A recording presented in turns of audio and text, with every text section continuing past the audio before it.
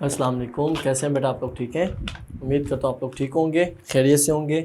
جی میں محمد سعد مصطفیٰ، اور آج کا ہمارا ٹاپک ہے چیپٹر 5 کا لاسٹ ٹاپک، وہ کیا تھا؟ حقوق العباد۔ حقوق العباد سے مراد بندوں کے حقوق، اور پھر اس کے بعد جو آج کا ٹاپک ہے ہمارا ہمسایوں کے حقوق، ٹھیک ہے؟ ہمسائے، پڑوسی۔ اب اس میں یہ ہے کہ بار بار ایک دو چیزیں آپ کو بتانی پڑتی ہیں، بتا بھی رہا ہوں آپ کو کہ جب ہم ریڈنگ کر رہے ہوتے ہیں تو ہم نے اچھے سے اسے سننا ہوتا ہے، انڈرسٹینڈ کرنا ہوتا ہے، چیزیں نوٹ کرنی ہوتی ہیں، کیونکہ جب ہم ریڈنگ کمپلیٹ کرنے کے بعد، ٹاپک مکمل ہو جانے کے بعد جب ہم ایکسرسائز پہ جاتے ہیں تو لانگ ہو، شارٹ ہو، MCQs جو کچھ بھی ہو، تو وہ انڈرسٹینڈ کرنا ہمارے لیے ایزی ہو جاتا ہے۔ یعنی جو بھی پیراگراف ہوگا، جو بھی اس کا آنسر بنے گا، تو وہ ہمارے لیے ڈھونڈنا آسان ہوتا ہے، ٹھیک ہے؟ تو یہ چیزیں اپنے ساتھ ساتھ اچھے سے انڈرسٹینڈ کرنی ہوتی ہیں۔ جی آج کا ہمارا ٹاپک ہے ہمسایوں کے حقوق، پیج نمبر 66 ہے، اور یہاں پہ ہم کچھ چیزیں نوٹ کریں گے، ہائی لائٹ کریں گے، اور باقی اس سے آگے ہم چیزیں، ٹھیک ہے؟ جی حقوق العباد، ہمسایوں کے حقوق۔ حقوق العباد سے مراد بندوں کے حقوق ہیں۔ بندوں کے حقوق ہائی لائٹ کرنے ہیں۔ معاشرتی اور اجتماعی زندگی میں ہر انسان دوسرے انسان کا محتاج ہوتا ہے۔ محتاج لفظ ہائی لائٹ کرنا، ہر بندے کو دوسرے کی ضرورت ہوتی ہے، کیونکہ انسان اپنی بنیادی ضروریات اکیلا پوری نہیں کر سکتا، لہٰذا اسے بعض ذمہ داریاں ادا کرنے سے کچھ حقوق حاصل ہوتے ہیں۔ یعنی بندہ کسی نہ کسی کی مدد ضرور لیتا ہے۔ تو یہاں پہ ہم ایک ایڈ کریں گے حقوق العباد کا مفہوم۔ یہ جو ابھی ہم نے پڑھا 1.5 لائن، تو یہ حقوق العباد کا مفہوم ہی بنتا ہے، بنے گا۔ آگے ہے جی، قرآن و سنت کی تعلیمات میں معاشرے کی ترقی کا دار و مدار اس بات پر ہے کہ انسان خیر و بھلائی کے کاموں میں ایک دوسرے کے مددگار بنے۔ مددگار لفظ ہائی لائٹ کرنا ہے۔ ان کی ہمدردی، ایثار اور خیرخواہی پر مبنی ہو۔ حقوق العباد میں کون کون سے شامل ہیں؟ اچھا میں یہاں پہ ایک سوال بناتا ہوں۔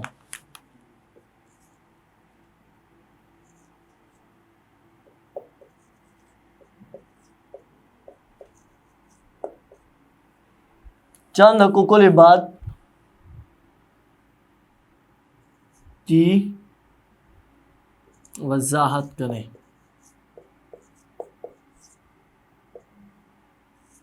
چند حقوق العباد کی، یعنی حقوق العباد میں کون کون سی مخلوق، مطلب کون کون سے لوگ اس میں شامل ہوتے ہیں، ٹھیک ہے؟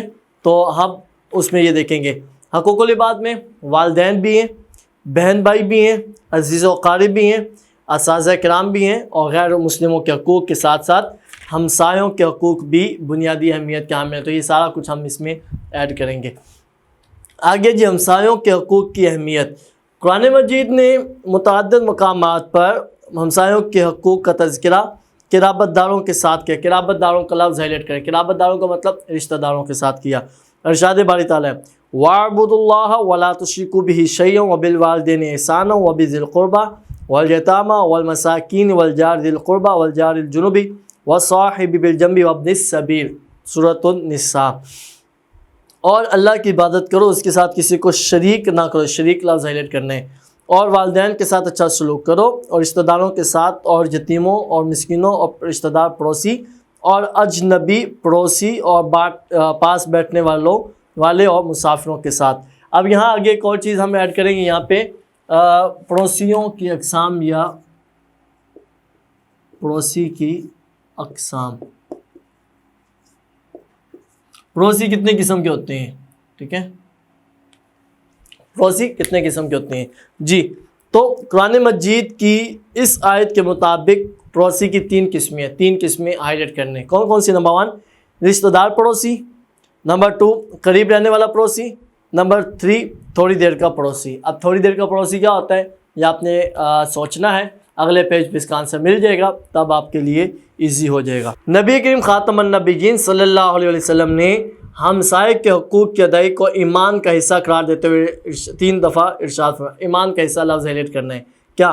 اللہ کی قسم وہ ایمان والا نہیں۔ عرض کیا گیا اے اللہ کے رسول کون؟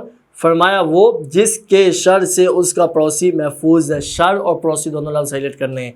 اسلام کی نظر میں، اب یہ ہے جی وہ تھوڑی دیر کا پڑوسی آگے لفظ جو ایکسپلین ہو رہا ہے، اسلام کی نظر میں ہمسائے میں صرف ساتھ رہنے والے لوگ شامل نہیں بلکہ ایک محلے میں رہنے والے، یہ تھوڑی دیر کے لیے بھی ہو سکتے ہیں، کاروباری شراکت دار کچھ عرصہ کے لیے ہوتے ہیں، ہم سفر ٹریولنگ میں، سفر میں 2 4 5 6 8 10 جتنا بھی ٹائم لگتا ہے اس گھنٹے میں جو بھی، ہم جماعت کلاس فیلو، ایک دفتر میں کولیگ اور ادارے میں اکٹھے کام کرنے والے تمام افراد ہمسائیگی کے دائرے میں شامل، تو یہ سارے ہمسایوں کو ہی شامل کریں گے۔ آگے جی نبی کریم خاتم النبیین صلی اللہ علیہ وسلم نے ہمسائے کے حقوق کی فضیلت بیان کرتے ہوئے فرمایا کہ جبرائیل علیہ السلام مجھے اس طرح بار بار پڑوسی کے حق میں وصیت کرتے رہے کہ مجھے خیال گزرا کہ شاید پڑوسی کو وراثت میں شریک نہ کر دے۔ وراثت میں شریک لفظ ہائلائٹ کرنا ہے۔ وراثت میں شریک کا مطلب کیا ہوتا ہے کہ جب بندہ فوت ہوتا ہے تو اس کی چیزیں، اس کا مال، اس کی جو چیزیں رہ جاتی ہیں باقی پیچھے، بینک بیلنس ہو، گھر کی چیزیں، جو کچھ بھی ہو، تو اس کی بچوں میں، اس کے اولاد میں تقسیم ہوتی ہیں۔ تو یہ نبی پاک صلی اللہ علیہ وسلم ہے کہ مجھے خیال گزرا کہ شاید پڑوسی کو بھی اس کا حق ملے گا اس کی وراثت میں سے۔ آگے جی نبی کریم خاتم النبیین صلی اللہ علیہ وسلم نے اس بات سے منع فرمایا ہے کہ کوئی شخص اپنے پڑوسی کو اپنی دیوار میں کھونٹی وغیرہ گاڑنے سے روکے۔ دیوار میں کھونٹی لفظ ہائلائٹ کرنا ہے۔ آگے جی آداب، آداب کو ہم یہاں لکھیں گے آداب بھی اور حقوق بھی۔ پڑوسیوں کے آداب یہاں پہ ہیڈنگ دی ہوئی ہے، لیکن ایزی کرنے کے لیے پڑوسیوں کے حقوق کون کون سے ہیں؟ پڑوسیوں کے ساتھ سلام میں پہل کریں، جب وہ بیمار ہوں تو ان کی عیادت کریں، مصیبت کے وقت ان کی غمخواری کریں، ان کی خوشی میں شرکت کریں، ان کے جنازے میں شرکت کریں، مالی ضرورت کے وقت ان کی مالی مدد کریں، ان کے عیبوں کو چھپائیں۔ پڑوسی ہیں، ساتھ ساتھ رہتے ہیں تو بہت سی چیزیں دور والوں کو تو نہیں پتہ ہوتی، قریب والوں کو پتہ ہوتی ہے، تو بہت سی چیزیں اب میں اس میں کیا ایکسپلین کروں، آپ خود ہی آسانی سے سمجھ پاتے ہیں۔ چلو ایز اے ٹیچر کچھ چیزیں سمجھانا میرا فرض ہے۔ بتا دیتا ہوں کہ جیسے اگر ہم پڑوسی ہیں تو ہماری چھت ان سے اوپر ہے، ٹھیک ہے، یا ان کی چھت ہے، تو اگر ہم کہیں آنا جانا ان کا ایزی ہمارے لیے دیکھنا، تو بہت سی عیب والی چیزیں ہوتی ہیں۔ عیب کا مطلب کہ بہت سے لوگ باہر تو بڑا اچھا لوگوں کے سامنے ان کا رویہ ہوتا ہے، بہت سا اچھا لوگوں کے سامنے ان کا اٹھنا بیٹھنا ہوتا ہے، لیکن گھر کا معاملہ کچھ مختلف ہوتا ہے۔ تو یہ وہ چیزیں کہ اگر ان کی کچھ چیزیں ایسی ہیں، ان کے کچھ ویک پوائنٹ ہیں، ان کی کچھ ایسی چیزیں تو ہماری بھی تو ہوں گی، ہمارے بھی تو کوئی پڑوسی ہیں، تو اس میں یہ کہ ہم ان کے عیبوں کو چھپائیں۔ اگر ہم ان کے عیب چھپائیں گے تو وہ ہمارے عیب چھپائیں گے یا کوئی اور ہمارے عیب چھپائے گا۔ تو یہ وہ چیزیں ہیں جو اچھے سے ہمیں انڈرسٹینڈ کرنی ہے۔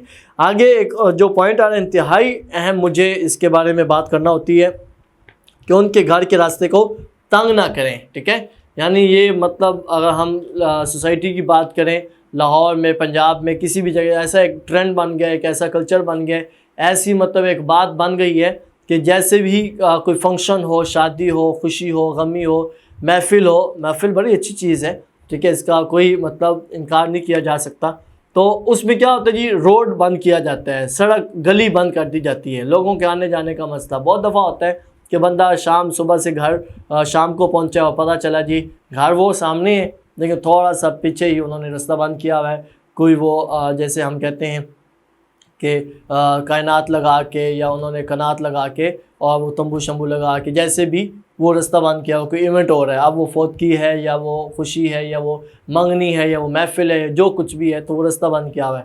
اب بندے نے قریب آ کے بھی پھر واپس جانا ہوتا ہے، یو ٹرن لے کے واپس اوپر سے کہیں دور سے اس نے آ کر اپنے گھر پہنچ رہے ہیں۔ تو یہ وہ چیزیں ہیں کہ راستے کو سام ٹائم ایسا ہوتا ہے کہ فون آ جاتا ہے کہ فوتگی ہو گئی، فلاں کوئی فوت ہو گئے، ابھی ڈیڈ باڈی ہاسپٹل میں پڑی ہوتی ہے، سب سے پہلے کام یہ کرنا ہوتا ہے کہ یہاں پہ بند کریں جی، گلی بند کریں، راستہ بند کریں، اور یہ جی ہم نے مرگ کرنی ہے، ہم نے اپنا جو افسوس اور یہ سارا جو ہے وہ ٹھیک ہے، اچھی بات ہے، مطلب کسی کے غم میں شریک ہونا، ہم اس کے بارے میں بالکل احساس کرتے ہیں، لیکن دوسروں کا بھی احساس ہونا چاہیے۔ آگے جی ان کی اولاد کے ساتھ نرمی سے گفتگو کریں، پڑوسیوں کی غیر موجودگی میں ان کے گھر کی حفاظت کرنے میں غفلت کا مظاہرہ نہ کریں، دین و دنیا کے جس معاملے میں انہیں رہنمائی کی ضرورت ہو اس میں ان کی رہنمائی کریں۔ حق کے پڑوس صرف یہ نہیں کہ پڑوسی کو تکلیف پہنچانے سے اجتناب کیا جائے، بلکہ پڑوسی کی طرف سے پہنچنے والی تکلیف کو برداشت کرنا بھی پڑوسی کے حق میں شامل ہے۔ اگر مطلب کوئی اسے تکلیف نہیں دیتے، یہ بھی اچھی بات ہے، اس سے تکلیف پہنچتی ہے تو اسے اوائڈ کریں، اجتناب کریں، پرہیز کریں، اس کا اگنور کریں، درگزر کریں، تو یہ بھی اس کا حق ہے۔ معاشرتی اثرات، ہمسایوں کے حقوق کا سب سے بڑا معاشرتی اثر یہ ہے کہ معاشرے میں جان نثاری کے جذبات پیدا ہوتے ہیں۔ یہ ہمسایوں کے حقوق حسن سلوک کا معاشرتی اثر ہی ہے کہ ہمسایوں کے ساتھ حسن سلوک کا معاشرتی اثر ہی ہے کہ لوگ ایک دوسرے کے دکھ درد بانٹتے ہیں، خوشی اور غم میں شریک ہوتے ہیں، جانی اور مالی سطح پر ہر جائز کام میں تعاون کرتے ہیں، جس کی وجہ سے معاشرہ انسانی ہمدردی اور تعاون کی مثال پیش کر رہا ہوتا ہے۔ افراد معاشرہ ریاست کی ترقی میں ممدو معاون ثابت ہو رہے ہوتے ہیں۔ یہی ہمدردیاں حسن سلوک کسی ریاست کو کامیاب بناتے ہیں۔ ٹھیک ہے، آخر میں حاضر کرام، ہمیں چاہیے کہ ہم ہمسایوں کے حقوق ادا کریں تاکہ دنیاوی اور اخروی زندگی میں کامیاب ہو سکے اور ہمارا معاشرہ ترقی کی راہ پر گامزن ہو سکے۔ ٹھیک ہے، تو یہ ساری چیزیں آپ کو بتا دی۔ سب سے پہلے جی حقوق العباد کا مفہوم، پھر پڑوسی کے اقسام، ٹھیک ہے، کہ وہ 3 اقسام قرآن پاک کی روح سے، آداب یا حقوق جو ابھی ہم نے پڑھے، ٹھیک ہے، اور ایک سوال کہ چند حقوق العباد کی وضاحت کریں کہ حقوق العباد میں اور کون کون سے لوگ ہوتے ہیں، والدین ہیں، بہن بھائی ہیں، پڑوسی ہیں، اساتذہ ہیں، غیر مسلم ہیں، ٹھیک ہے، تو یہ سارے کے سارے حقوق العباد میں شامل ہوتے ہیں۔ لیکن آداب میں 1-2 چیزیں جو میں نے ایکسپلین کی تھی اسے آپ نے یاد کرنا ہے، اسے آپ نے ساری زندگی کے لیے یاد کرنا ہے۔ ہمارے مطلب سننے والے جو اس لیکچر کو ہے وہ بوائز بھی ہیں، گرلز بھی ہیں، تو بوائز کی یا لڑکوں کی یا میل حضرات کی ذمہ داری زیادہ ہوتی ہے ان چیزوں کو دیکھنا، تو وہ یہ چیزیں مینیج کریں گے اور انہیں اچھے سے انڈرسٹینڈ کریں گے۔ صرف پیپر کی حد تک نہیں، 9th کلاس کی حد تک نہیں، ساری زندگی کے لیے ہمیں یاد کرنا ہے۔ ٹھیک ہے بیٹا، آپ نے یہ ساری چیزیں اچھے سے انڈرسٹینڈ کرنی ہے۔ اگلے لیکچر میں ہم انشاءاللہ اس کی ایکسرسائز کریں گے۔ ٹھیک ہے، اوکے، اللہ حافظ۔